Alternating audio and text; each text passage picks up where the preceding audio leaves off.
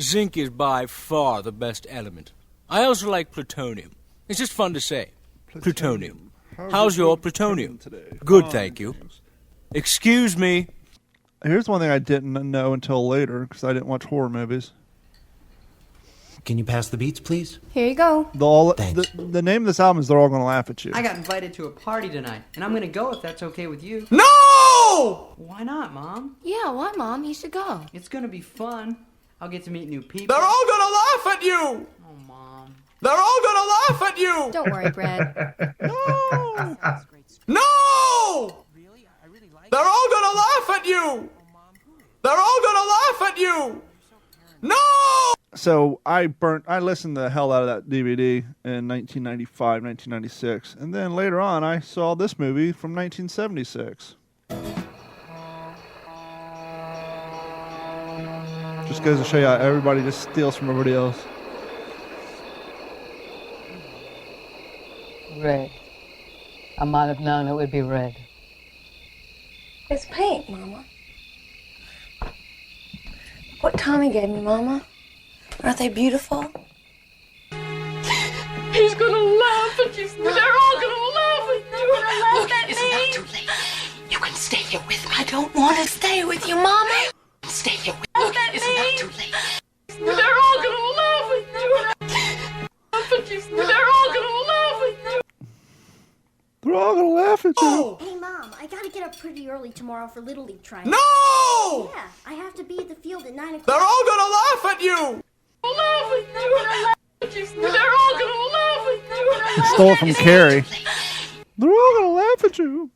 And the interior smells real bad, 'cause my friend puked in the bag. It's a piece of shit. Digital 410 Productions proudly presents the What's in Your Head podcast.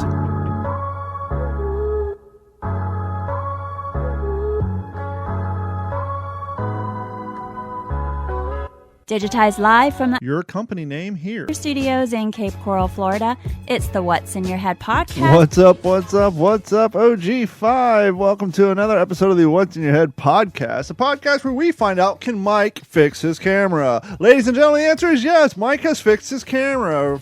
What's going on, fellas? Mike. That's a mighty fine camera you got there, fella. Oh, yeah, just the best. Number one. Mighty fine, mighty fine. You know, we were just listening to a little old Adam Sandler, and we're kind of discussing, well, at least I was, they were just kind of listening as Mike was trying to figure out if he could get his camera working.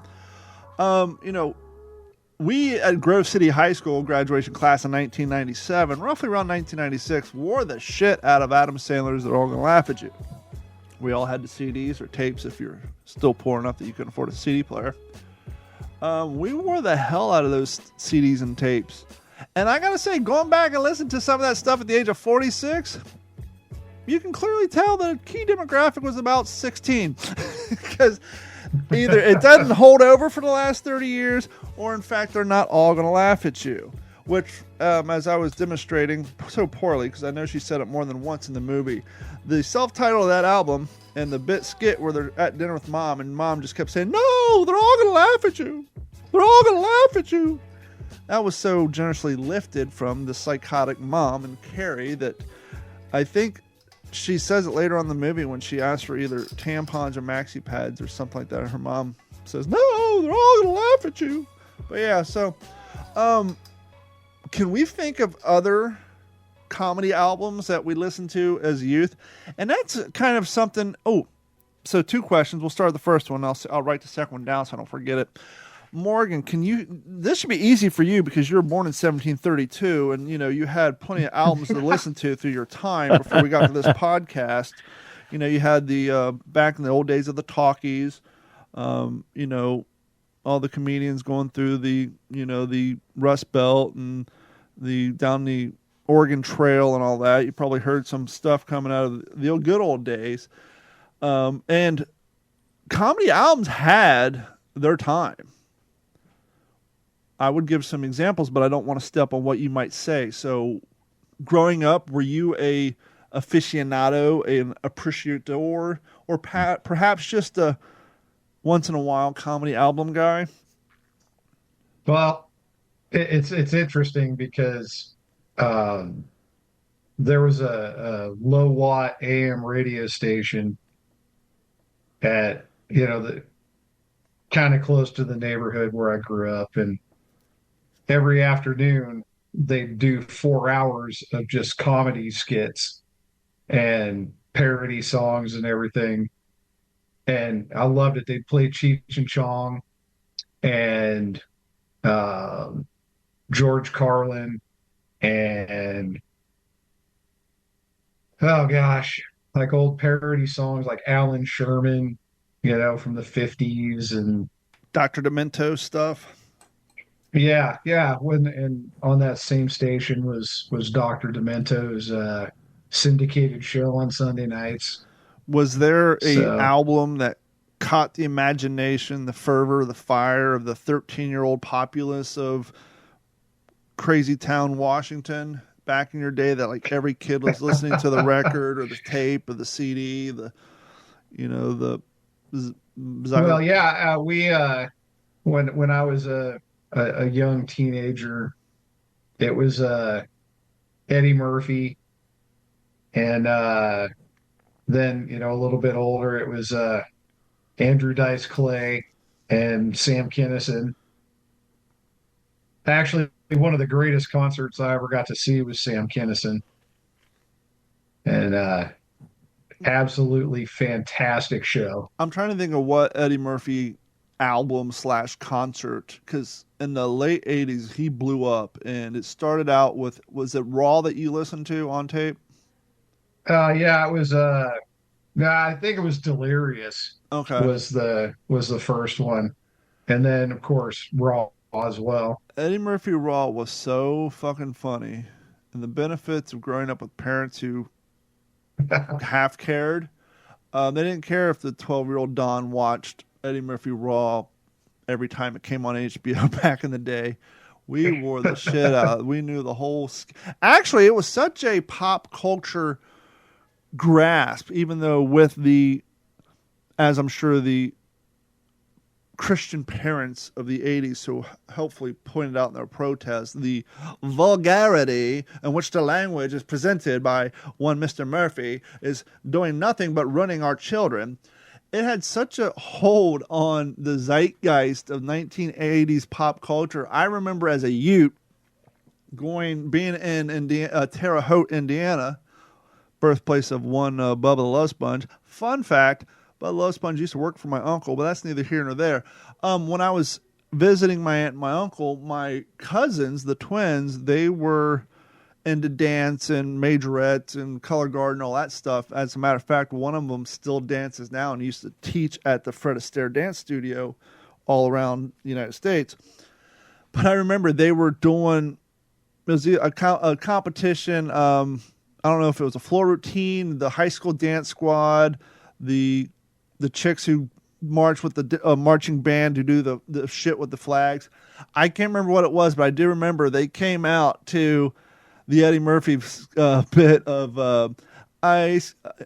I got some ice cream. I'm going to eat it all. I got some ice cream. I got some ice cream. And you can't have none. And why can't you have none? Because your daddy is an alcoholic. And why? Because your daddy's on. Oh, you're on the welfare. Now, could you imagine in 2024 being at a high school dance competition and they play that unedited with the completion of you can't have none because your mama's on welfare? But it had such a grasp on society, even though people were a little more highfalutin.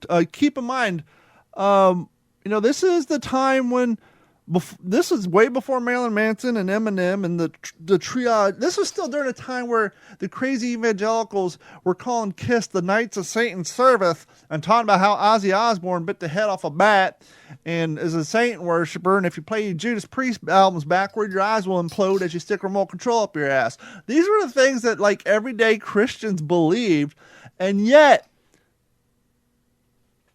administration had no problem with Eddie Murphy Raw being played as the opening intro act to a dance routine by a small high school in Terre Haute with probably a student body of 125. So, I mean, it was just, that shows you how much of a grasp that's even that, you know, and this is right around the time too, generally right around time where NWA is getting arrested for performing in Miami, for cussing and, you know, the debauchery on stage, and shortly after Lenny Bruce is getting arrested for saying cuss words in comedy clubs in New York City. I mean, it was just such a crazy time, but for that album to break through and just, you know, I think they owe a lot. HBO gets owed a lot to that, to bring that to the TV in just about any house of people who had cable available to them. Mike, as the youngest pup on this, in this kennel, did your generation, was there a particular comedy album that grabbed the hold of your 13-year-old group of assholes that you guys had to go download on fucking Napster and burn each other's CDs from the one guy who bought it, and then the rest of you all went over there and burnt his copy of a CD because, you know, that's what we did in the early 2000s? I think, honestly, the first comic that really blew up like that would have had to have been Dane Cook. I was going to say that for your generation. Retaliation, Harmful if Swallowed. And then I think it was Vicious Circle after that. Mm-hmm. Yeah, I mean, that was probably, you know, LimeWire and all that was really popular at the time. So, I mean, I think he was, because Dane Cook was really the first pioneer of the online comic. You know what I mean? Like, to spread his work, you know, his to get popular. I mean, basically, I mean, he was using his website and promoting that everywhere. Yeah. And I don't think, I mean, he had a little bit of a niche audience. I mean, he did a lot of, you know, college shows, but I mean, when all comics are first starting, they usually do like a lot of college shows, small clubs and stuff like that. So, I remember going back to the late 90s. I was heavily into comedy. Believe it or not, this is going to blow a lot of your young cats' minds, and then I'll answer the question as well. I know I reached on Adam Sandler, but that was more of an opening to this conversation. Mm-hmm. But Morgan and I were lucky enough to grow up in a time where the Comedy Central was formerly called the Comedy Channel. And then they had this crazy idea. Let's go back on a trip, if you will, to a time before now, when things were new, technology is being played with, and people had new ideas with this newfangled system called cable television and offered unlimited amounts of channels. So we had this crazy channel. It was called MTV. Now the M, strangely enough, stood for music. And then a basic concept, which was mind-blowing at the time. The concept was, here's a station that does nothing but play music videos and then perhaps music-related news. That's it. 24 hours a day. The hours were breaking up by genres depending on who was home at that time of day. So in the mornings and afternoons, it was adult contemporary that was popular in the 80s, you know, with the housewives and the people, you know, working from home, you know, around TVs in the morning and afternoon. And then when the kids got out of school around 3, then things switched over to the modern day hip hop and the pop music of the time. And then in the later 80s and early 90s, from midnight, we had Headbangers Ball. So it was constant music, but they broke it up by genre. Sadly, don't forget Yo MTV Raps. Yo MTV Raps. And sadly, as the internet came out and people started listening to music on the aforementioned Napster and this and that, people stopped going to MTV for music. So that's when they switched to reality TV. Well, right around the same time, someone else had this insane concept, and I think is owned by Viacom now, who owns MTV. I don't know if they were originally, but they had this crazy idea, Comedy Network. And we're just going to play 2 to 3 minute segments of people's stand-up acts, from Caroline's and, you know, To Catch a Rising Star. So you would turn it on, and here's Howie Mandel doing 2-minute bit, and then it would cut to Paula Poundstone, and then maybe some old stuff, you know, Rodney Dangerfield all day long, Bill Bellamy all day long, and then, you know, on Saturdays they'd play a full long, Last Comic Standing, you know, hour and a half special. And so there was a lot of comedy on there. And I remember in the late 90s, the reason I got into all this is I remember seeing a very young Dane Cook doing like 5 minutes somewhere. And that was like when he was still in shape. And so he was doing the tearaway pants routine and all that. And then, and then I remember when he really started picking up steam with all the albums that you mentioned in the early 2000s. So Dane Cook, for me, like I said, Adam Sandler was big. We did have, even when I was younger, the Cheech and Chong albums. And then for us, it was the tapes and the CDs in our cars. But at home, by this point in the 90s, most of us had TVs and VCRs. That's right, ladies and gentlemen. I had a fucking VCR in my bedroom. VCRs next to our PlayStations and our Super Nintendos. You had a VCR on top of a 19-inch tube TV. If you're rich, if you're poor, you had like a 13-inch. See, and that's why I feel like I'm in such a weird, because I had a VCR too. Yeah. I remember watching. That's what makes you an early I had stage the Lion millennial. King and Toy Story and all that. It was all on VHS when I was a kid growing You know up. what he had, Morgan. He's lying. You know what he had? You know what he had. Oh. Say it. It's tough to say. What do you think? He had one of two things that were big at that time. He either had the DVD VCR combo, which had one a rollout tray and the VCR tape deck because people were transitioning their libraries, or he had the all-in-one TV VCR combo. I doubt he had a standalone Zenith or a JVC sitting in the corner. He either had some sort of combo meal going, huh? I actually had both. I didn't have the I didn't have the combo. I never actually had the combo, but I did have the VCR standalone, and then eventually upgraded to the I don't think it was because I always remember just having a standalone DVD player. I don't think I had a DVD player built into my TV, but it was a VCR TV at one point. So while we're in the 80s, I want to throw, because what you were just talking about just struck a memory in my head. Do we know why they had the Be Kind, Please Rewind sign up at the movie stores? Are you asking me? Asking anybody listening to the show. Oh. Well, typically for the next dude that rented the tape. On his head. That's a good hypothesis. I mean, that I think is the pretty general consensus of why they were asking us to do that. If you're suggesting that there's a deeper... I am. Okay. Do you know why... Explain, sir. Do you know why they started selling VHS tape rewinders? Do you know what that even is? Oftentimes look like a cute little Corvette. Look like a Corvette, yeah. For those of you playing at home, it was just a standalone device. Had a little tray that popped up. You slid your tape in there, you pushed it down, it rewound, and when it was done, it'd pop up. Well, I learned why all this rewind mechanism, and the video stores had them too. They had like a whole fucking line of them. We had a Zenith VCR, a nice high-end Zenith VCR, had audio inputs on the back of that. That'll come out later. One day, our Zenith VCR stopped working. Oh dear, these fuckers are expensive.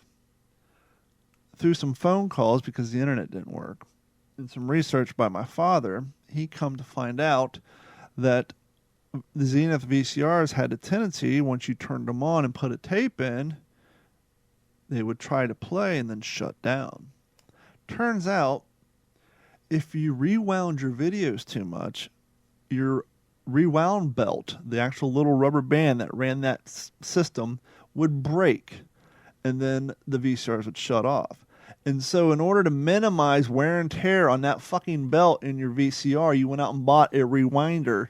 And so the movie people also wanted, would do it, one, as a courtesy, and two, rewind that shit at home on your equipment so you don't fuck up ours. But, hopefully more people had rewinders. But yeah, I was just thinking, Mike talking about his VCR. I was like, yeah, but you didn't have the kind that would fucking break when you rewound things too much.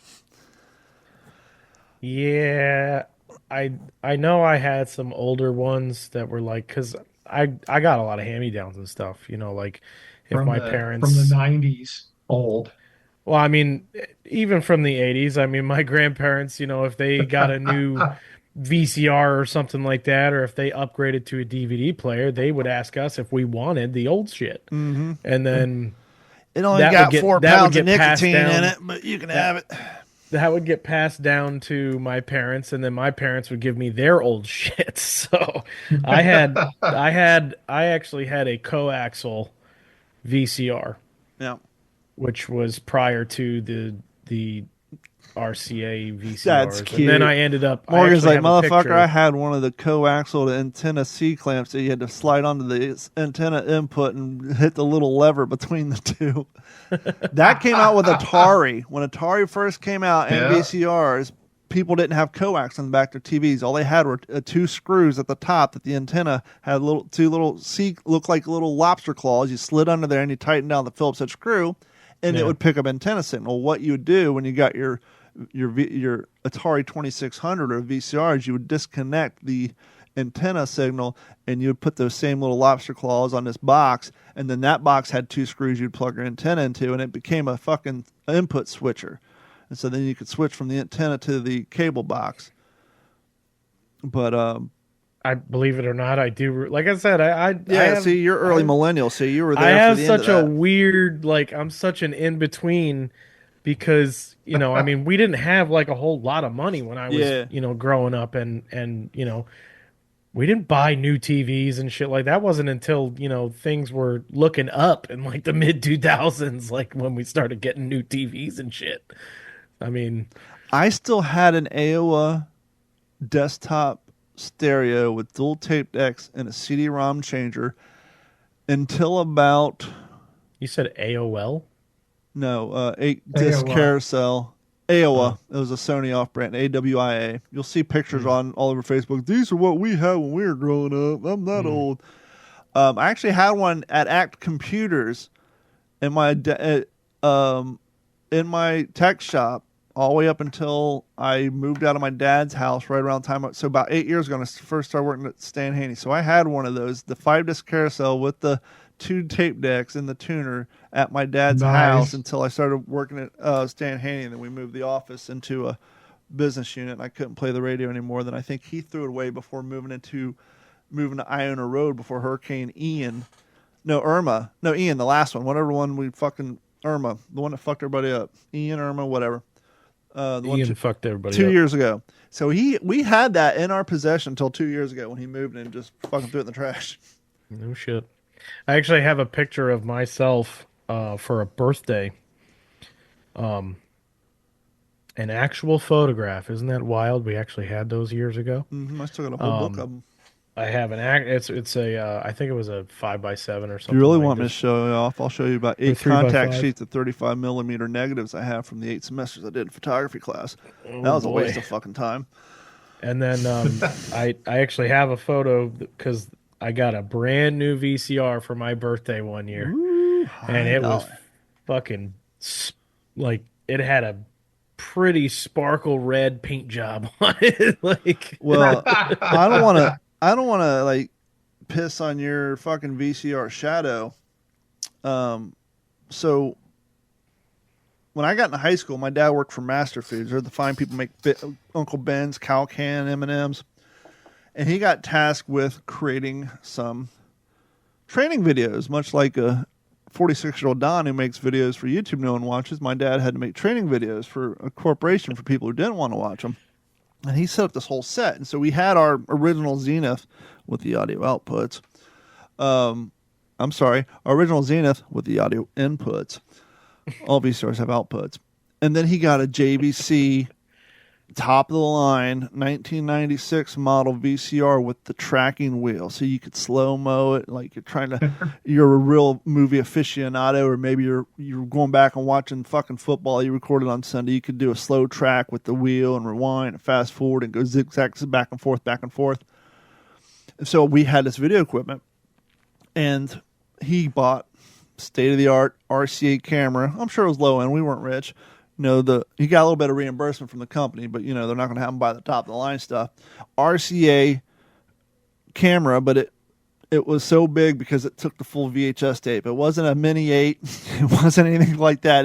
You just took the VCR tape, popped it in there. The thing was like the size of a fucking shoebox. And Gordon, Nick, and I we were skating, and so the thing had a handle that popped out of the top, kind of like a carrying handle on top of an M16. And we would just skate down the street carrying it by our knee and making skateboard videos. And then I would come home and I had a little boombox with an audio output and a CD player. So my brother showed me how you plug the audio output into the audio inputs. And so I had 2 VCRs, one with the rough footage, one with the final product. I was in middle school and high school. I couldn't figure out how to get the word play to stop displaying every time you hit play on the fucking screen. And so I would edit by hand with 2 VCRs, raw footage of us skating to the final product, cutting out all the falls to make it look like we're watching Powell Peralta videos, how the pros did it, us ollieing and doing these long runs. And then it would cut the Nick and then cut to Gordon, but every few seconds the word play would pop up in the corner from where I was hitting play on the source and recording it on the destination because I couldn't figure out how to keep play off. So I ended up calling the video play later. But then after I did the video, just like I do with computers nowadays on my YouTube videos no one watches, I then went back and I would play clutch and use the audio input and audio record, and you could actually overdub music using the Zenith VCR. And so while I'm skating, it's playing Korn's Clown, and then it would switch over to Gordon playing clutch. And so I had this tape that I started recording in my freshman year of high school, and by the time it was done, we had just graduated high school, fucking 4 years long. All this music embedded into it. And then when I moved out, went to the band house, drunk party nights, here got him out the camcorder, right? So now I went from skateboarding to us getting fucking shit-faced. Well, one night, heaven forbid, Brad's brother, imagine that, gets fucking drunk, and we draw balls and dicks and all that shit on his face. And, hey, get the camera. So we're recording it. The next day that showed it to him, he has a fucking meltdown and destroys the video. I'm like, dude, you just destroyed 4.5 years of my life's work. And Nick had a copy of it, but he could never find it. I'm like, I would give my second right testicle, it's called spray, so leave me alone, to have a copy of that fucking tape. That's interesting. Well, it's not like you traced him on his face, right? I don't remember. There was alcohol and opium, and when you're 21 living on the west side of Columbus, Ohio, all things just kind of walk through your door. I mean, that's like the old joke, what's worse than waking up to find a dick drawn on your face to find out it was traced. Yeah. That's the old joke you're doing so I'm passed out, like when you're like 7 or 8, like you're having your all boys asshole sleepover party, and every all boys asshole we were sleepover party had the same rule. First one of you fuckers falls asleep gets fucked with. And you do the whole thing where you get a hot dog and you rub it on your lips, and when they wake up, you pretend like you're zipping up your pants, and they freak out over that. And you try the old tried and true things where you put their hand in warm water hoping they'd piss the bed, or the dumb shit where you put the shaving cream and then tickle them and all that. We did all that shit. Sharpie markers to the face, the whole 9 yards.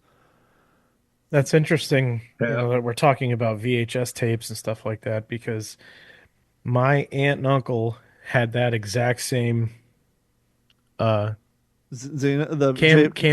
Oh, the big red RCA.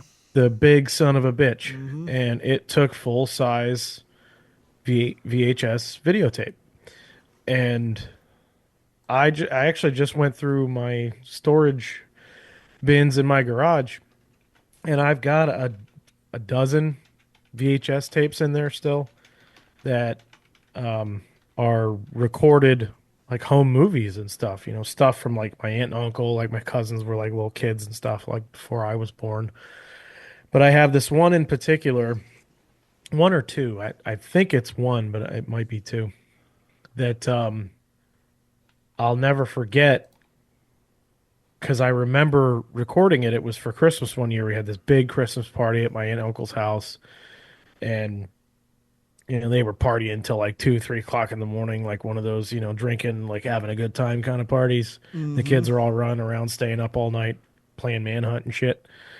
And she broke out the camcorder, and it was already ready to go. She showed me how to use it and all that. And I'm actually sitting there, panning the camera back and forth, like learning how to run, this big ass camera on a tripod. And then you do what every young kid does, and you record the ass of any woman, even if it's your mom, as they walk through the room. Well, and she had the light attachment that fucking, clipped into place. That'll burn and a of battery course, down. Yeah, and of course it was. Oh, the battery was shot on that fucking thing. They always were. They always were because they were like the old cell phones. If you used them for 5 minutes and then charged them, then used them for 10 minutes and charged them, they would actually build a memory and only last for 5 to 10 minutes. That's the way you're supposed to run them all the way down, but people didn't. Exactly. So it was I remember it was plugged in and all that, and I had to watch out for the cord. But I would flip that fucking light on and just start panning through the whole fucking just in the living room. Like there's like probably 15 people in the living room getting drunk and probably getting high and shit and hanging out. And all of a sudden they got this big fucking strobe light that's like just like cop lights right in their eyes. And they're like, shut that fucking thing off. It's funny. You're talking about camera behavior and how people used to act around cameras because before smartphones and prior to the 2000s was the advent of digital cameras, the late 90s. Cameras were few and far between, and cameras had an inherent cost. Film was not fucking cheap. Yeah. And on 35 millimeter, you got about 24 frames. On the old little cartridges, I think you got 12 to 15. And, even at 90s prices for $8 to $12 a roll, you're looking at roughly 50 cents a fucking photo, if not 75. And then you had to pay to have them, develop. So the whole cost of shooting 24 frames of photo was roughly about 25, 30 goddamn bucks by the time it was all said and done with. And so you really had to find out you took a whole roll of shit pictures, or the thumbs covering half the lens. Which it's funny. I'm seeing cell phone camera pictures in 2024 where people's fingers are still over the fucking lens. How we haven't figured that one out yet, I don't know. Maybe they need to build in an idiot alarm where when it sees that little red blob in the corner of the camera, yells at you. But so cameras were common, but they weren't everyday items. And so it was at the point where people were, in fact, still. And when's the last time you heard this phrase, Mike? You know what phrase they're going to say, Mike? Not to know. You know what phrase I'm going to say, Morgan? Used to be a whole thing. You know how Mike's pee shy, right? Yeah. There was another thing had to do with camera shy. Camera shy was a thing. There would be, you'd walk into a room with a camera and your aunt would like cover up her face and fucking run for the hills, or, people act all stilted. And to prove this, if you guys go on TikTok, there's a pretty cool channel. He finds, she finds, they find, I don't know. I'm not going to assume. The person who runs it finds and encodes all these high school videos from like 97 and the 80s, whatever, where someone took a camera to school. And the two things you see whenever they walk in the room from everybody, because everybody was stilted. You didn't know how to act in front of a video camera because the shit was relatively new. They would either do the peace sign or stick out their tongue. Every one of them, peace sign, stick out their tongue. And you watch these TikToks and these kids are like, why the fuck somebody? Because no one knew what to do. It's like, oh, there's a camera. Hi. Or they'd cover their face, or they'd do the stupid wave. It's funny. I was flying my drone at the World War II event, and one of the guys did that stupid wave. I was like, wow, I feel like I'm in the 1980s. But it was crazy. People didn't know how to behave, and they felt weird around cameras. If I said the name of this Fisher-Price item, would you guys know what I'm talking about? The Fisher-Price PXL 2000. It sounds like a camera. Was that the thing that plugged. It looked like a camera that you plugged the cartridge into and spun the thing. No, I believe and you that looked was in a and it was a movie? viewfinder. I know. Well, there was a Yeah. ViewMaster that was like the. Yeah, no, that was a different thing. This was the PXL 2000 or Pixel Vision was a toy black and white video camera. So what's the big fucking deal, right? By Fisher Price in 1987 at the International Toy Fair in Manhattan, which could record sound and images on, you ready for this? A compact tape. So you would get an audio tape. Like you go to your sister's room, she's recording the fucking radio broadcast every night to hear her favorite New Kids on the Block song. You would steal that and you'd put it in the PXL 2000 and you could record black and white video. The thing was fucking hella cool. Interesting. I wanted one, but as we mentioned 2 weeks ago, I grew up what we like to call fucking poor.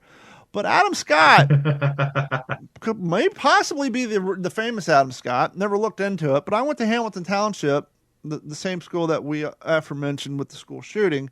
Adam Scott's parents were a little well-to-do. You say, well, how well-to-do, Don? The market success of the PX 2000 was ultimately quite low with the target childhood demographic, in part due by the high price introduced at $179, the equivalent of $480 in 2023.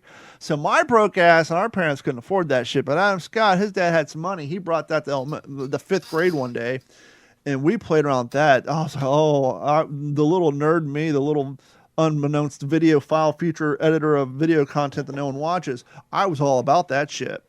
So if you go back and think about it, I've actually been editing and producing content since like 1995 when I started doing video. And then when I got laid off after 9/11 and I didn't have a job, I sat at my home and mixed music on Fruity Loops on my compact Pisario 2200 megahertz computer with 256 megs of RAM and maybe 20 gig, not even 2 gig hard drive. But yeah, I was getting it done.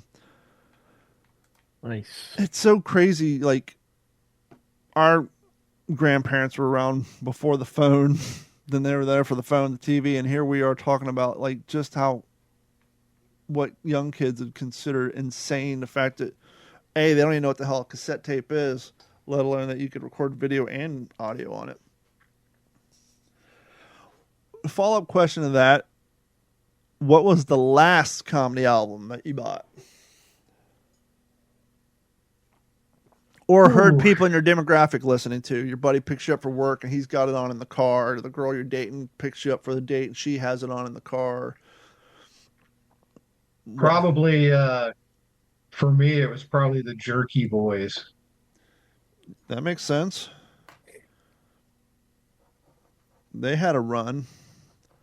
They were. What's that? I also had, I think, probably the last one I had was probably Adam Sandler, actually. For me, it would be Mike's aforementioned Dane Cook album. I didn't have one, but people were listening to it around the time Mike was too. So you'd get in somebody's car from work and they'd be listening to Dane Cook or going home and watching the movies and all that stuff. So for me, it was Dane Cook. Mike, how about you? That was honestly the first and last. With, the pirating of everything in the mid 2000s and the internet exploding the way that it was, and P2P sharing and stuff like that online. Yeah, I mean, downloading comedy albums and stuff like that. I mean, like I said, Dane Cook was probably the biggest popular comedian at the time. Since then, comedians, I mean, like, I regularly pay for Spotify Premium and I have been for probably the last over a decade. And I have a comedy playlist that I listen on there. So, I think one of the last ones, at least that I downloaded, was probably Chad Daniels or something like that. Yeah, the other one I listened to in the early 2000s, which I learned from listening on Opie and Anthony, was Stephen Lynch. He did a lot of comedic songs. Yeah, Mike found it, for those of you wondering. It was the vintage 1973 Fisher-Price movie viewer 4-cartridge system. It looked like a little, as Morgan was saying, or Mike was saying, it looked like a little white 8mm camera, but you would stick your eye up to what would be the equivalent of the lens, and it had a little crank on the side, and you would slip a cartridge in about the size of the viewfinder, double 8-track, and it would have a Mickey Mouse. It was, it was Sesame Street and Disney back when those two brand giants would cross platform. Nowadays you wouldn't see Sesame Street and Disney on the same fucking bar of soap, let alone in a viewfinder entertainment system. But yeah. See, and after that, for all you youngsters out there, after the disposable camera and Polaroids and all that were all the craze. Which Polaroid came back for a short period of time, about 5 years ago. Short period, but Not after even Polaroid, that, it was Fuji. again, my, Ute, digital cameras became very popular. Very expensive. Sony but very CyberShot. popular. Everybody had a Sony CyberShot. I actually have one in my closet right I know now. you do, because I had two of them at some point. Everybody had one. And you knew, it because they all actually had that wasn't mine. fucking red text down in the corner, that fucking lame-ass red text, until you went in there and turned it off. I don't know. It wasn't mine. I think it was either a Sony CyberShot or one of the cheaper Nikon ones.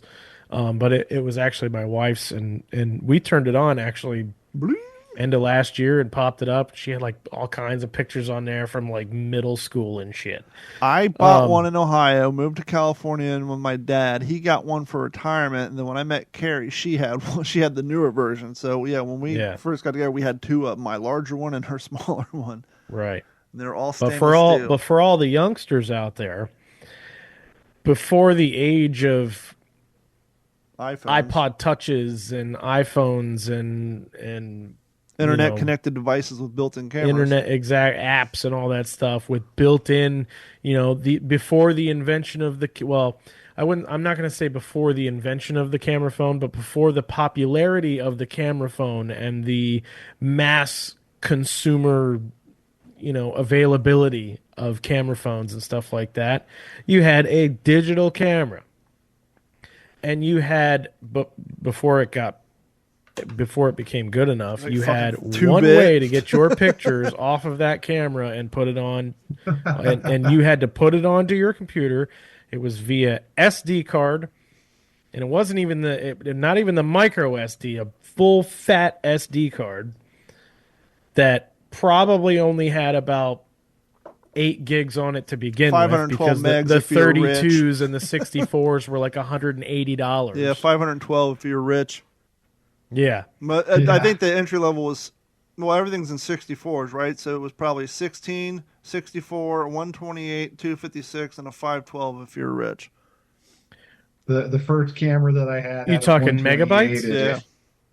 Yeah. Not even gigs, megabytes. Not gigabytes, megabytes. Yeah, 512 Yeah, megs, you could which put is half a like gig. 25 pictures on it. No, back then you could put more than that, because they're only like 2 megabit they're like 2 pixel cameras. That's true. I remember when I moved to California, my dad bought DSL at a whopping 2 megs download, which is a hell of a lot faster than the 56K you used to get. And Sprint gave him a digital camera, and I got photos from when I first moved to California. I'll have to post them on the website. The quality is so shit, because this camera, I think, was shooting at like a megapixel and a half. So, I mean, because of the megapixel and a half, that photo wasn't even 1 meg in size, but God, are they awful. Well, it was interesting because my digital camera was 5 megapixels. Ooh, rich kid. 5. Yeah. And to put that into perspective for people that are listening, most front-facing cameras, which are usually a lot smaller in comparison to your rear cameras, they shoot like 8 to 12. Yep. On average. Some of these phones that are out shoot like way higher resolution and stuff like that, and have, higher megapixel rating. But your rear-facing cameras, I think iPhone's at like 32 megapixels or something like that, and like Samsung is probably at the same shit, which is insane. and we thought 5 was fucking awesome. We thought that was like professional camera type shit. And you had to format an SD card, put it in your camera, take your pictures, which is usually, if you had, a shitty one, was like fucking 10 to 30 pictures, depending on what size it was. Put it onto your computer. If you had an adapter to be able to hook it to your computer,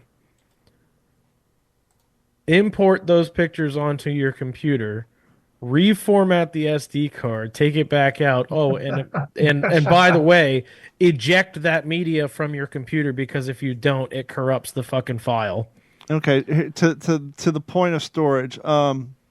I'm on my computer, as we said before. I got data on my computer going back a fucking forever and a day. Sure. I pulled up a photo that was shot on Friday, October 27th, 2023, so a year ago. But I have the same phone, maybe a series better. No, this is from my Samsung Galaxy S21 Plus, and it was the forward-facing camera, which, as Mike pointed out, is a lower resolution than the rear-facing. Than the rear camera. So yeah. Anytime you do a selfie, the quality is not going to be as great. That one photo was 3.57 megabytes. 3.57. Then I pulled a photo out that I shot with my high-end Sony CyberShot. Not even the shitty camera. I haven't found those pictures yet. The creation date on this file is Monday, January 26, 2004. Ooh. At 11:47 p.m., which would have been later that night because it's a picture of my dog at the beach. With my high-end Sony CyberShot, this size of this photo is 47.9 KB. We went from 3.57 megabits to 47.9 K. Now, to put that in perspective, 1024 KB is 1 megabyte. And this photo was 47K. So it's not even 100K, and you need 1024 to get to 1 megabyte. But this one camera photo off my camera is 3.57 megabytes. That is a substantial growth in data. And so, yeah, when you had a 128 megabit SD card, but your photos are an average of 47K, you could fit a fair amount on that 127 megs. Sure. Let's see if I can find another older one. But while you're looking for that, the next step of offloading your camera was leaving your SD card in the camera, and then you were fancy if you had the USB cable. Yeah, then it worked like a thumb drive. Which is and why you were real crazy if you had USB 2.0. You knocked an hour off of your upload time. You're really highfalutin if you bought a FireWire cable PCI card, because FireWire was invented by Apple, but they made expansion cards for the PC. But yeah, that is the exact reason why I've never owned an iPhone.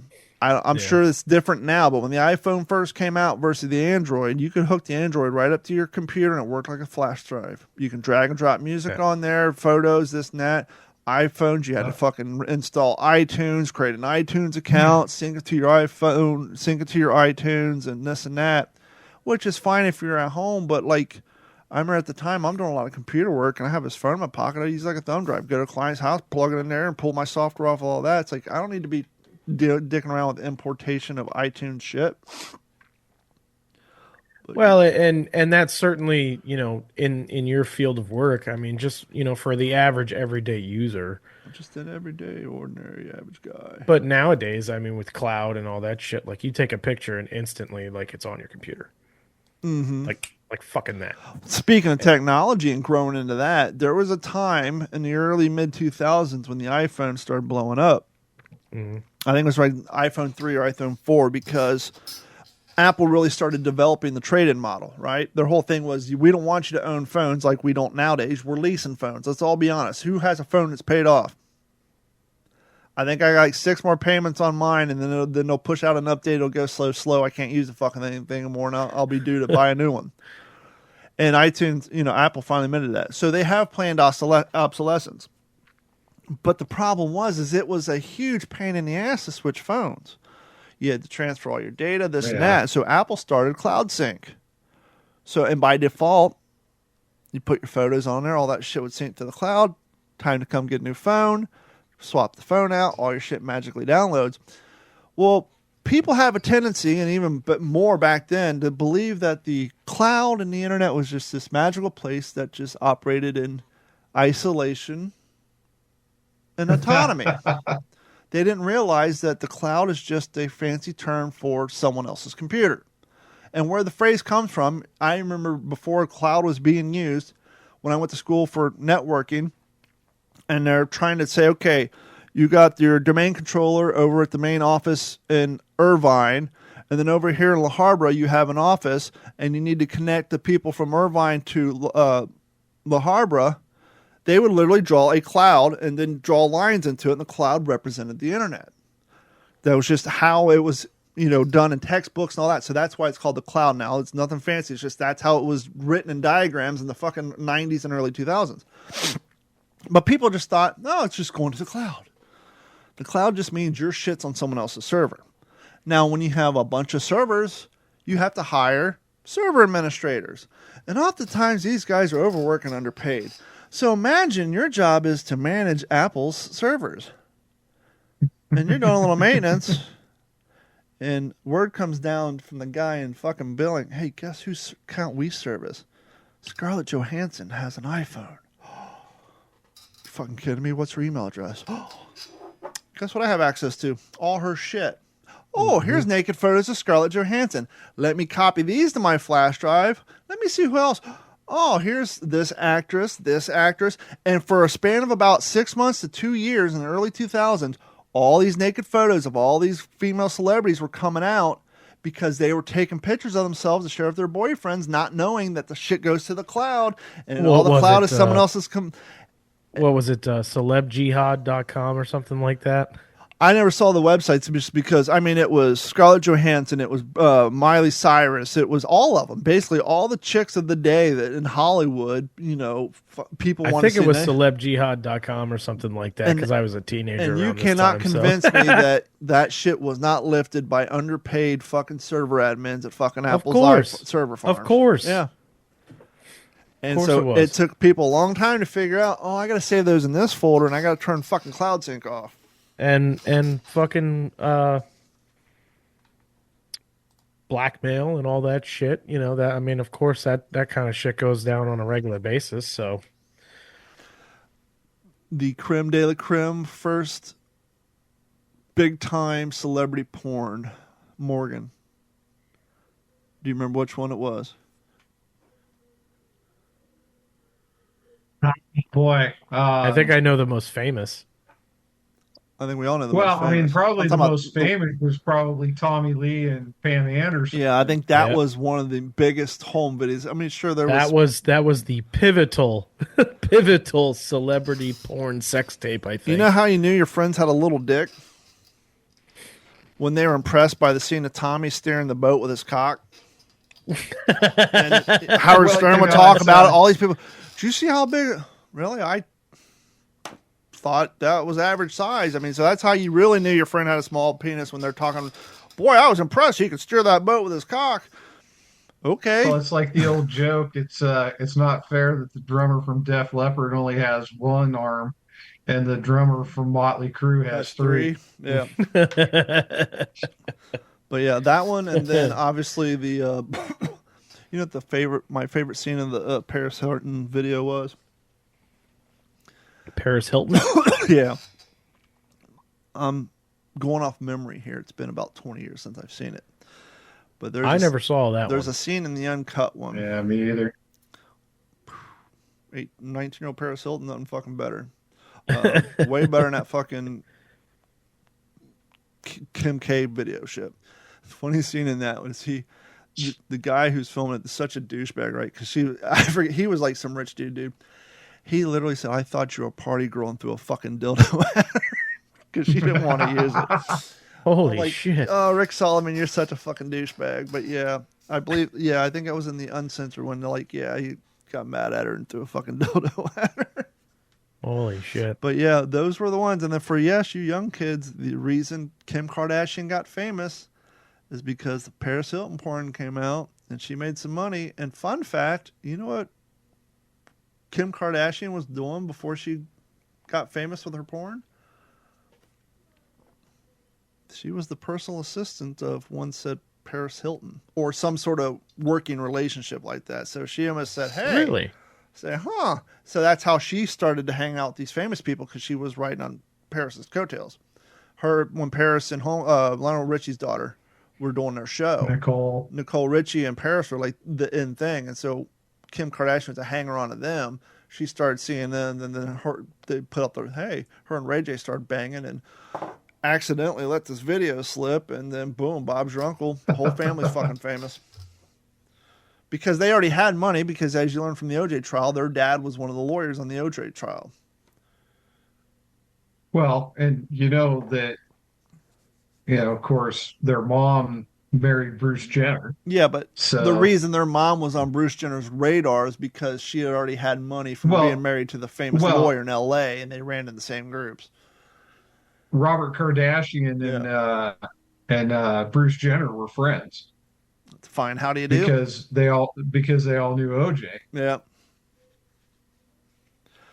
I had a crazy thought. We're gonna go from nice fun talk to the 80s and 90s to 2020 fucking 4. We can talk about what happened last night, or we can't. Whatever. Don't really care. I was out running. My whole thing was shit's gonna happen whether I'm watching it or not, so I went running. But I had this weird thought today on the way home. So we know Harris is out. I love the theory that, this whole time fucking Biden's been putting in subliminal messages getting people to vote for Trump. Like when they said, Trump said this and Hillary said this, what do you say? And we thought he was being feeble when he said, listen to him. We thought he was being feeble, but now you're looking back of it like, when he kept the Trump hat and walked away, people are now putting it's almost like Kaiser Sose at the end of Usual Suspects, where you're looking back at it now, it's like, oh, look, Biden actually was telling everybody to vote for Trump. I had this weird, crazy thing, right? So Biden has his good days, and then he has his days where he's a fucking walking potato that just has a puppeteer hand up his ass, right?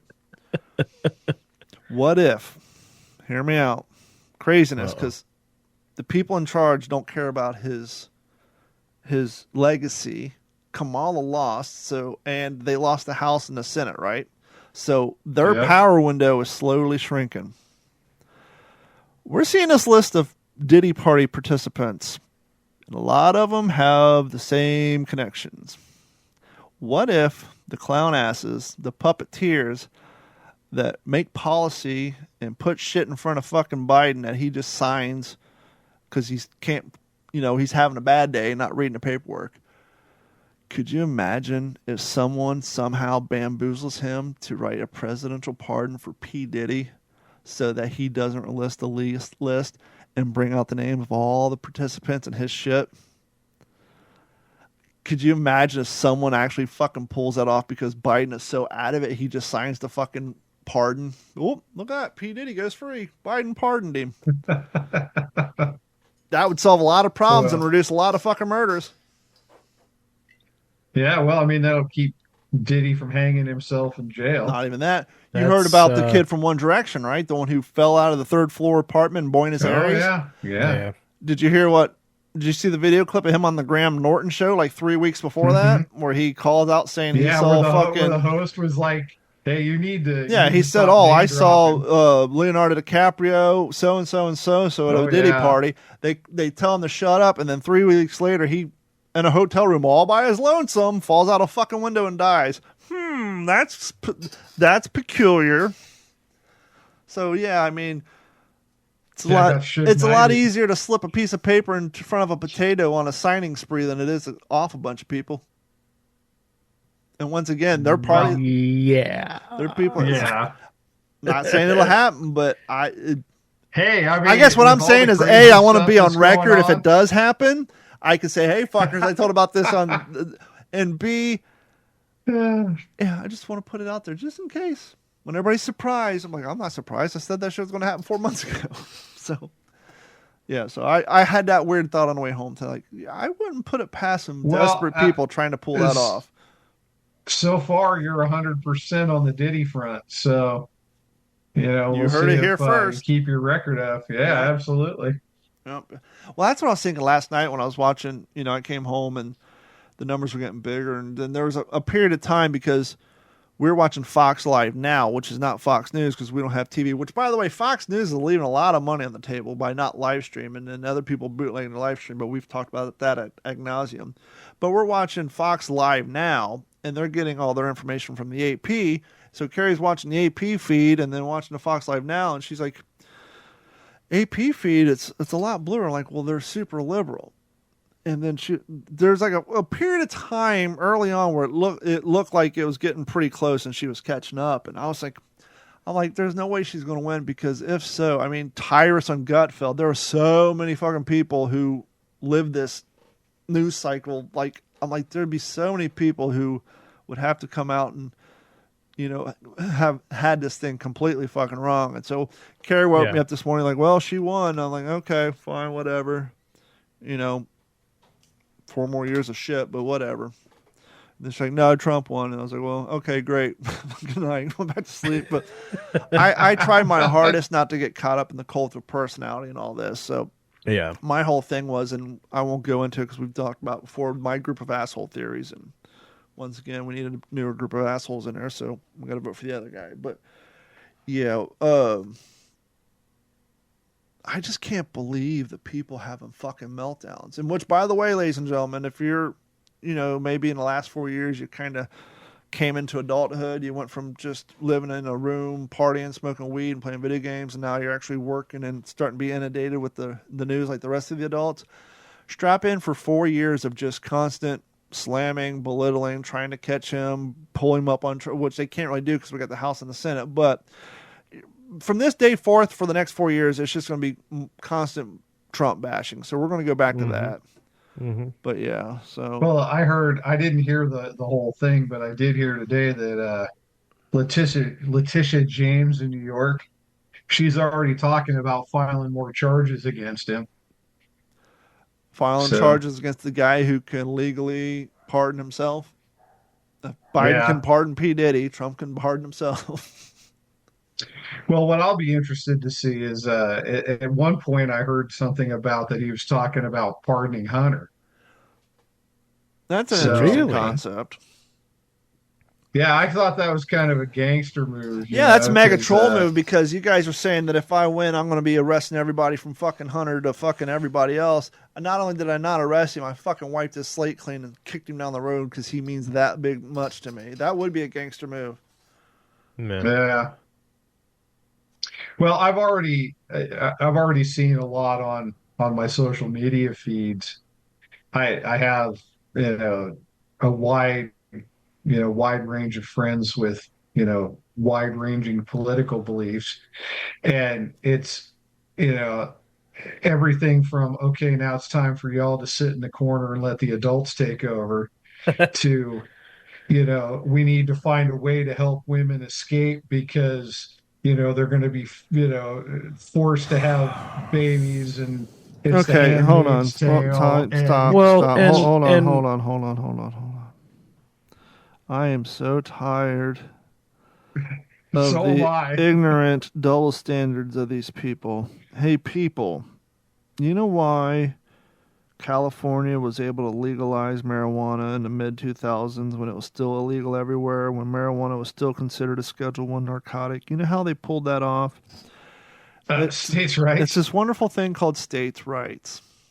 That's why Washington State, Oregon, fucking everywhere but Florida at this point has legal marijuana because of states' rights. You guys are happy about that. Great. But see, the way states' rights work is it's all or nothing. You can't choose which state rights rules you want to apply because it's things you enjoy. Yeah.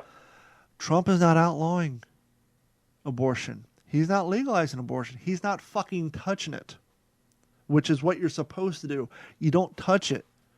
The reason we have 51, if you're including Puerto Rico, states,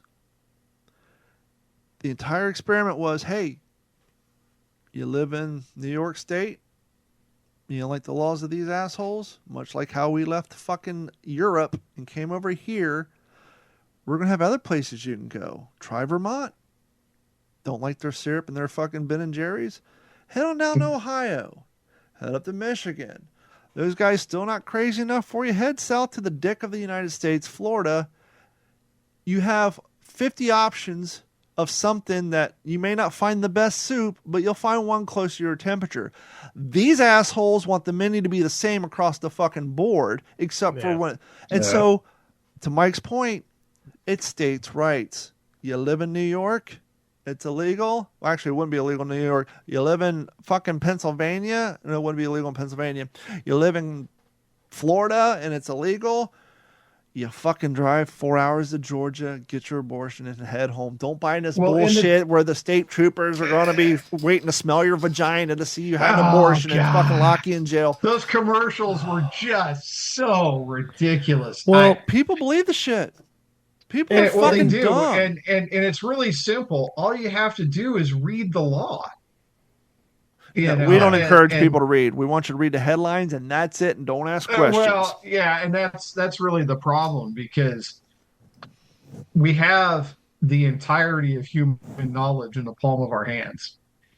And all you have to do is look up the Florida statutes, and you'll see that it's, there is no... But these are still the same people who throw around the slogan, "Don't be gay," which... that was not a thing.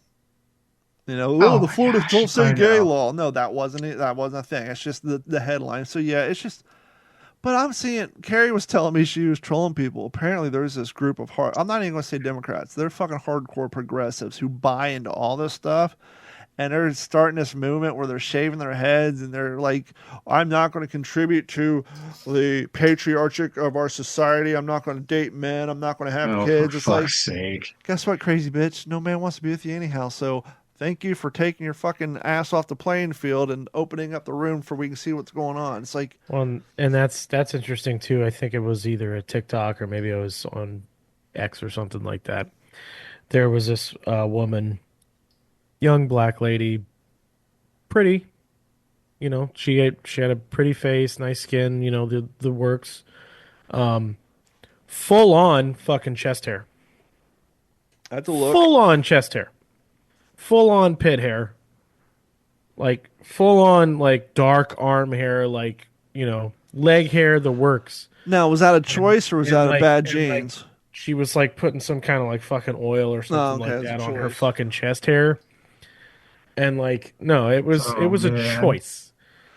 And she, I don't know, she said some kind of caption or something like that, like something about men wanting her or something like that. And every single comment, men and women included, were like, y'all can fucking keep that nasty shit. and I don't give a fuck.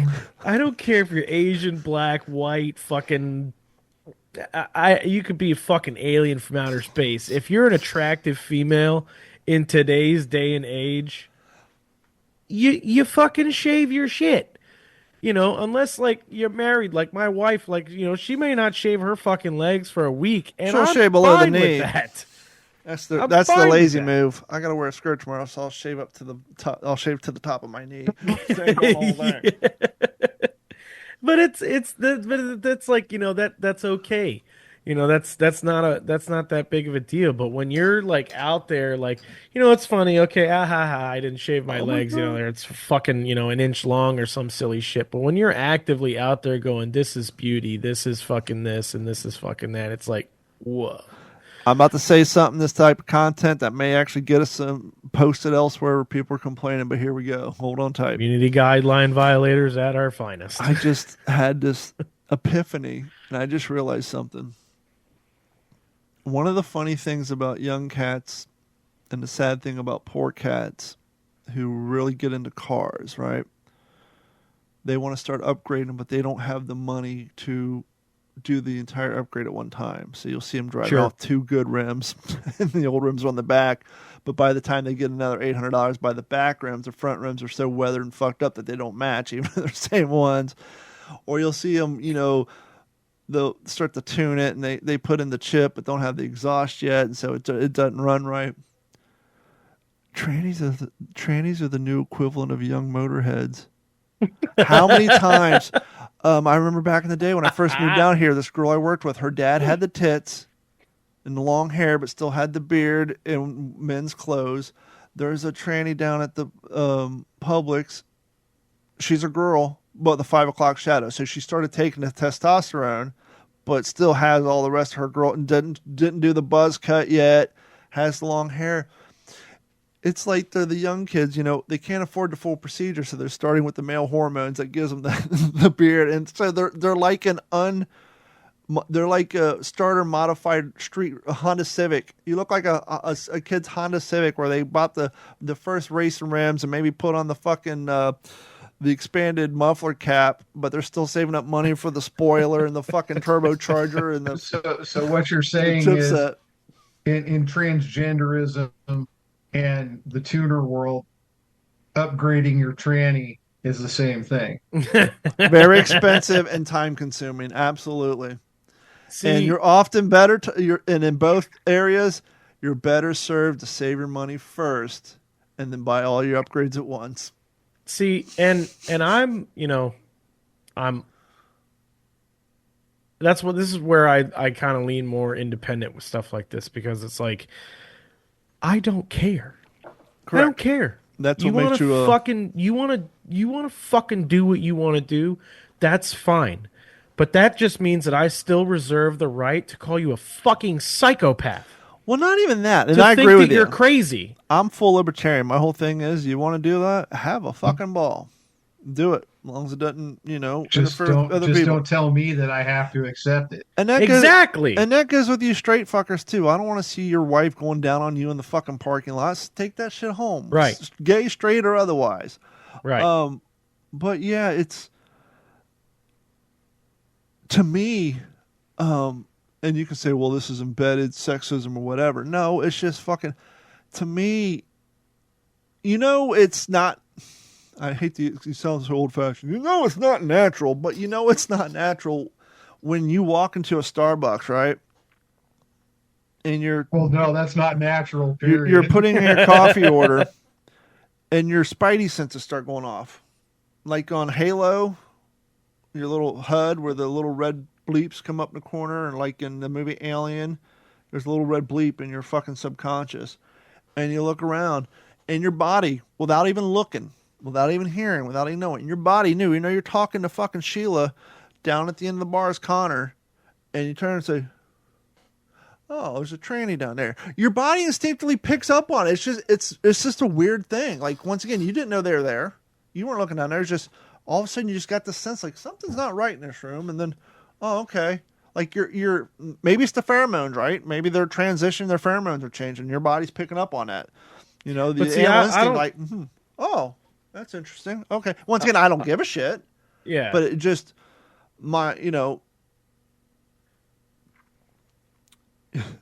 yeah, I just clearly don't give. I was thinking about my neighbor down the street who's the Vietnam vet tranny. Now, the only problem I have with my neighbor, the Vietnam vet tranny, is when he goes for a walk around the running trail, he wears foam wedges. It's like, women wear running shoes, so you don't have to hold on to the. You can go walking in a sensible exercise shoe. You don't have to wear foam wedges. That's funny that you say that, because I've got one of those too.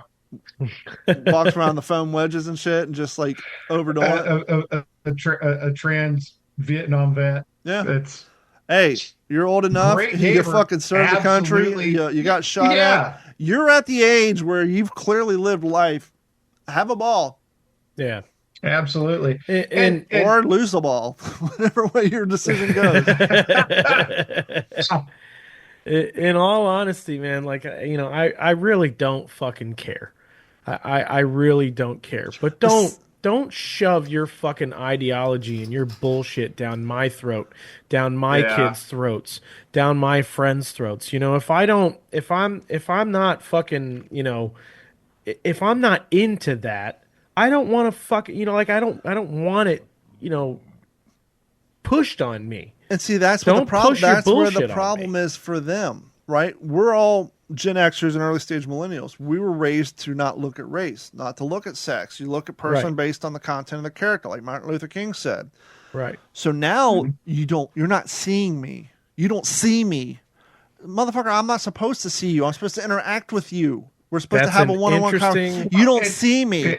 By you not seeing me, you're racist. By you not seeing me, you're homophobic. Motherfucker, yeah, it's crazy. They're upset if you don't see them because then you're not woke, which that's where the root cause word of that came from. Is woke was a play on word to mean you've awakened from the sleep of not noticing these injustices.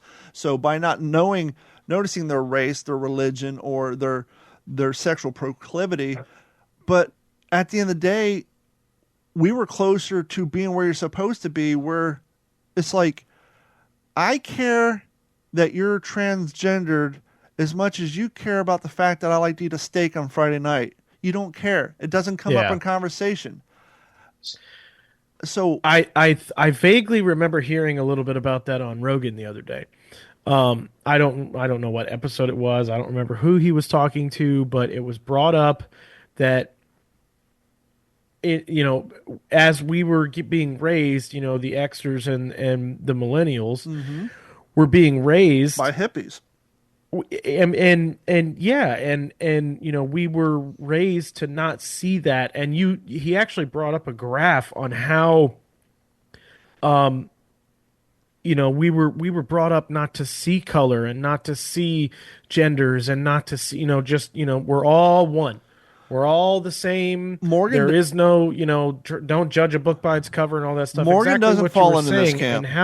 And how interesting it is that now the narrative has flipped 180 degrees. And here's proof. And it is exactly the opposite now. And here's proof that Gen X truly almost got to the utopia that is not seeing race or gender. Right. Morgan didn't listen to this music, so it don't apply to him.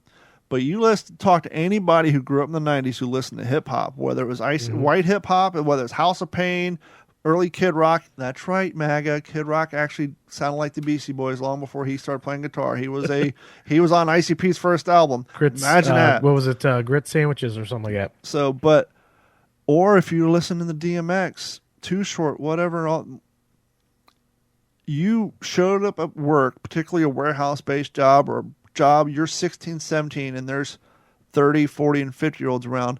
What did they tell you to do with that, Mike? Turn it off. Turn that shit off. Wasn't shit. Turn that blank shit off. That N-word shit off. Oh, yeah. Always, because the older generation was so racist, the fact that you had white Gen Xers listening to rap, it was turn that N-word shit off, you wigger. Oh, yeah. Just based on nothing on more than the music you listen to, you're now a wigger. And the boomers and I don't know what their generation was before. I don't remember what they're called. But the greatest generation. The greatest generation. Ones who grew up in the 30s, 40s, 50s, and 60s. And the dirty looks driving and that was something that I was very, very self-conscious of like coming up was, because of where I lived and because of people that I was around and because, my grandfather, when he passed away, was 96 years old. Mm-hmm. And when I was born, I think he was in his 70s. So, there was a much larger gap between, most kids, their grandparents, when I was growing up, their grandparents were in like their fucking 50s, their 60s. My grandparents were long surpassed that. Yep. So, I remember them being, in their 80s and celebrating like their fucking 50 and 50th 60, Jubilee and 50th and 60th anniversaries. So, but yeah, being conscious of that and turn that N-word shit off. But because I was such a diehard juggalo by this time, and one of the things ICP sang about, people, ICP sing about killing people. No, ICP singing a rap opera about the coming of the apocalypse, and after the four horsemen, the trumpets play, instead of the four horsemen coming, you have the dark carnival comes down and judges you on your sin because all the Christians had already been gone up with the four horsemen, right? Right. And so when they talk about killing people, they're talking about killing child abusers, racist, crony capitalists, and pedophiles, because those are the sinners that they're killing for the purpose of this rap opera, so they go to hell. And so as the aforementioned Carnival Carnage had this fantastic song called Fuck Your Rebel Flag. And for about 45 long seconds, as ICP had a tendency to do, because their songs always went 2 minutes too long because Mike Clark just couldn't find a way to cut the shit off, there was about a 45 segment where it was just nonstop, fuck your rebel flag, fuck your rebel flag, fuck hillbilly, hillbilly, hillbilly, fuck your rebel flag, fuck a rebel flag, I'll spit on your rebel rag, so fuck you and your rebel flag. When I was building ambulances, a lot of those guys, Columbus, Ohio, a lot of those guys were driving from South Ohio because the cost of living was cheaper down there. It would justify them driving 3 hours to work because their mortgage was so low. So we had pig farmers in there. We had some diehard chicken heads in there, fucking rednecks, guys who had rebel flags on their fucking toolboxes. And so one of the things that pissed the bosses off, I would pull up to the front door and everybody's outside smoking. I would get out of my Ford Escort LX with the two fucking Sherwin Vega 12s in the back, walk through, clock in, walk out, get back in my car, and then go park. Well, when I left my door open with ICP song playing Fuck Your Rebel Flag because I didn't care. I'm fucking 2 foot taller than most of the motherfuckers in that place, and I'm fucking 21 walking around acting like the cock of the block. So, yeah, I would call me the wigger, tell me to turn that N-word shit down. I'm pulling up fucking blaring Fuck You and your Rebel Flag right in front of all of them. I didn't care. I at that point, I had 21 years of pent-up hostility from the shit I went through and the fact that I was always the tallest kid in class. So exception when I was a freshman and I had a senior want to kick my ass, I never really got into fights because no one wanted to fuck with me because I was always taller.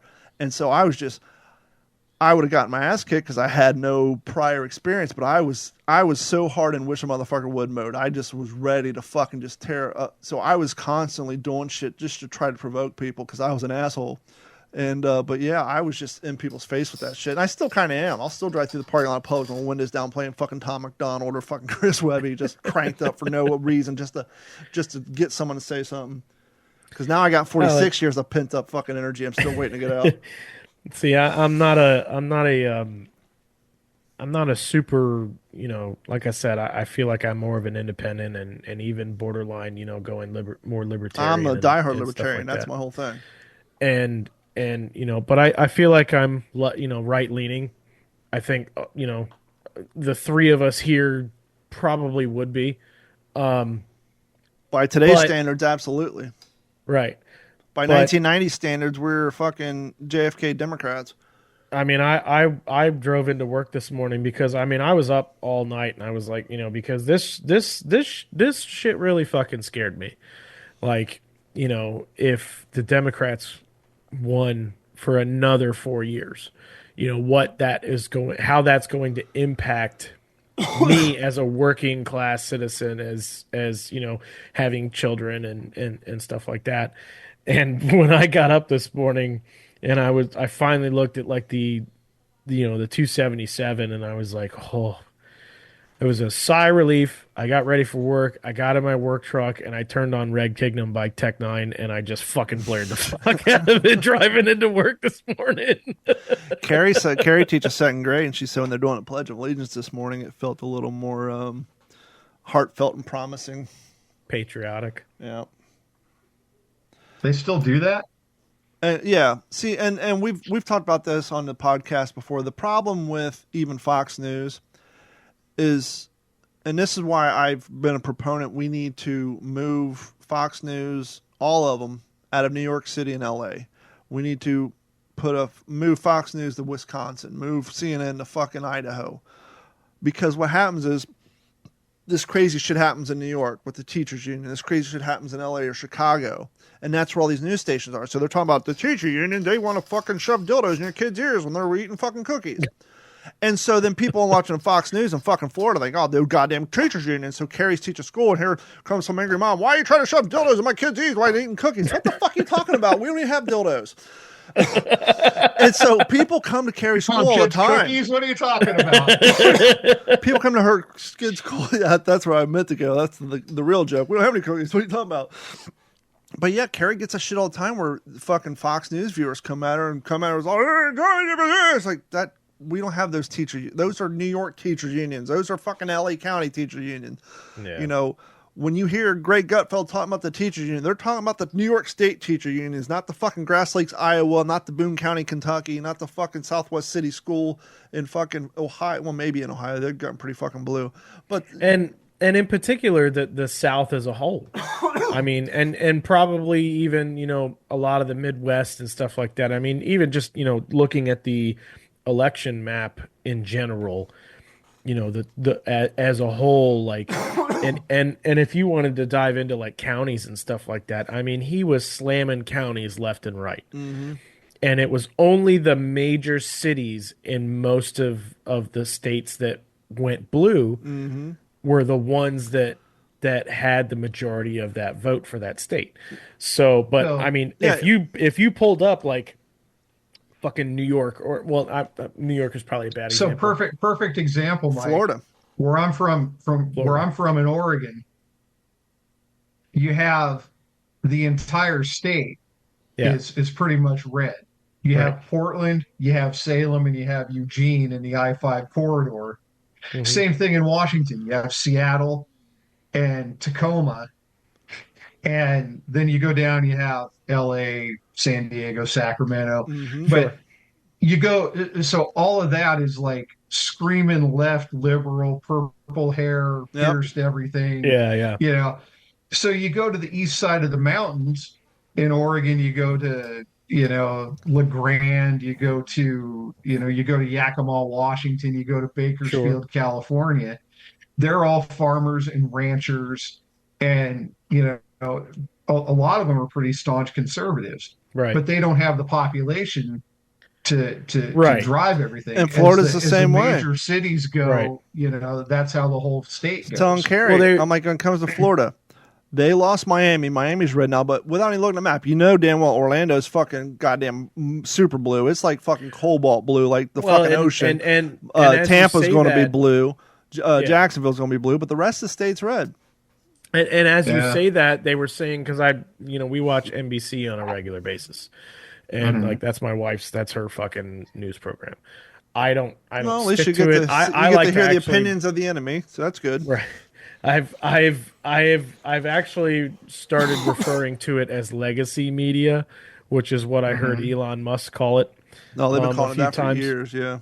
Have they? Okay. Or as Rush Limbaugh used to call it, the drive-by media. There. So, yeah, and you know, as I was watching last night, you know, I was refreshing, checking the AP on Google just to see kind of how, you know, where everybody was lining up, and everybody seemed pretty consistent. I think, you know, most of the main, you know, media pages were withholding some information. Oh, absolutely. They're trying to keep their constituents from hanging themselves early. And I think because polling from East Coast to West Coast slowly closes every, you know, half hour to an hour. So, you know, and if you're watching East Coast news, which is our main news outlets are on the East Coast, you know, as they're withholding some information and they're not showing, you know, what the actual vote is coming in, and, you know, they're delayed by, you know, say a half an hour, versus like the AP on Google is like fucking, you know, seemed like they were more on point, or 270towin.com like was even a little bit more on point. You know, withholding information so that their West Coast, you know, voters and stuff like that would continue to keep pushing forward. So, but yeah, I think, you know, as I was watching NBC, they pulled up Florida, and they said Florida is typically a red state, but they have the entire I-4 corridor, which is, and that's the major portion of Florida that is pretty much blue across the board. And even as I pulled it, as I was, you know, pulling up the county by county, it was, what is it? Orange County is Orlando? Yeah. It was like fucking Orange County and like maybe 2 or 3 other counties overall had actually won and went to the Democrats. But overall, like it was a fucking slaughter. It was a slaughter. So back to what you were saying about the sandbagging of results. Yeah. The first presidential election I was able to vote in was in 1992. Mm-hmm. Clinton and we get it. You're old. I am old. I'm old as shit. But so I remember, casting my vote and then watching the results. Well, before our polls even closed, they were calling it for Clinton because, we've got enough electoral votes. So I remember sitting and thinking, well, my vote doesn't mean anything. Yeah. Because here it is, we're still actively voting. Yeah. And you've already told us that it's over. Yeah. So I think that's got part to do with it. Yeah, they wanted to keep the momentum I going. watched NBC as well because, well, first of all, I don't have cable, so my choices were limited. So I was bouncing back and forth between NBC and Dan Bongino on Rumble, and it was really interesting to listen to the political pundits on NBC trying to spin it. Mm-hmm. Yeah. They were trying to make it sound like it wasn't as dire as it actually was. Because I was looking at the numbers and I'm like, how are they getting this information, from what they're, what we're all looking at on the board? And I mean, he had a hot lead from the start. I mean, it wasn't. Yeah. I mean, it wasn't. I mean, there for a second, like I refreshed one time, and I think she had got up to 76, and then she went to 99, and he was like at like 127 or something like that. I mean, it was a little bit closer, and I was like, okay, well, it's also let's see how this is going to go, and then he just rocketed way up to 200. It's also disenfranchising when you say, okay, California polls are closed. This in California for Harris. It's like the polls just closed. You already know. It's like at least pretend. Yeah. And trust me, I understand the whole purpose of the Electoral College. I truly do. I'm not one of these anti-Electoral College. But I can see how, like, when you're watching and, like, the entire fucking country, with the exception of, like, 6 states, are red, and they're like, if she wins California and Georgia, she fucking wins. It's like, so 5 states can determine who the president are? Why the fuck is everybody else voting? It's like, oh, Pennsylvania, Georgia, Iowa, and North Dakota, and fucking, it's like, well, then why the fuck do the rest of us even vote if it comes down to them every fucking year? So I can see how you can get disenfranchised watching that shit. Well, and the only other thing that I'll say about that is that's all I got to say about that. We had this discussion about it, and I was like, I don't understand how they can just like that. The polls closed, and it immediately turned to color, and it was locked in, and it was like, I don't get that, and it was told to me that well, they've been doing think data about dumps that, all like day. they're counting that shit all day long. Immediately. Yeah, it's immediate. As soon as people start voting, they're taking ballots and they're starting to count them. So I mean, they have an idea. I mean, we as a nation, like we're so behind as far as I mean, like they're probably still counting shit in like what is it, Arizona and Nevada or something like that right now. But but but they don't report on stuff like that. They just say, well, 9% and it's so behind the ball because it I think it has to be there's some aspect of human being human that kind of brings it into it. Well, I think your previous point answers your question. The reason they're counting as the day goes, but they don't put it in until the polls close, quote unquote, because they don't want people not to come out because they saw around 1:00 that so-and-so was winning by 3% lead, so why even go wait in line? So, that would really be the only thing that would make sense to me. They know throughout the day as the numbers are going, but they don't say it until the polls, quote-unquote, close because they don't want to encourage others not to vote. But I think isn't that... Go ahead, Morgan. I think the only state where they they don't start counting until the polls close. Like any of them Arizona. is Pennsylvania. Yeah. And even they got their shit in on time. Yeah. So, but I saw Tommy Doyle, our, Lee County Supervisor of Elections. He says, yeah, we started counting our early and mail-in ballots, the day they started coming in. So they had those results, all they had to do was count, whoever voted yesterday. And congratulations to the stoners of Florida. Once again, you guys overslept. You forgot to mark your calendars, and you forgot your opportunity to legalize weed because, well, you're fucking distracted and you can't do anything on time. So keep it up. Good work. They're trying to vote today. Oh, dude, that was yesterday? No, fuck. Dude, this is our year, too, bro. It was our time. You know damn well David Waterman didn't make it to the fucking polls on time. Hell no. And that's going to wrap it up for this episode of the What's in Your Head podcast. Oh, fuck a duck. We were supposed to do the drawing for the Patreon prize winner today. We will get that drawn and announce the winner here momentarily. What's up, guys? This is Mike No Use for a Last Name coming at you for the October Patreon prize pack, which is featuring the 1791 Everyday Carry tool organizer set. I have a random name generator here that we're going to spin, and we'll see who wins for October. And there it is. Chris Wrigley, you have won the October Patreon prize pack. Again, that is thanks to 1791 Everyday Carry. So congratulations to you, and we appreciate everybody that supports us, and appreciate everybody that supports Digital 410 and the What's in Your Head podcast. Thanks.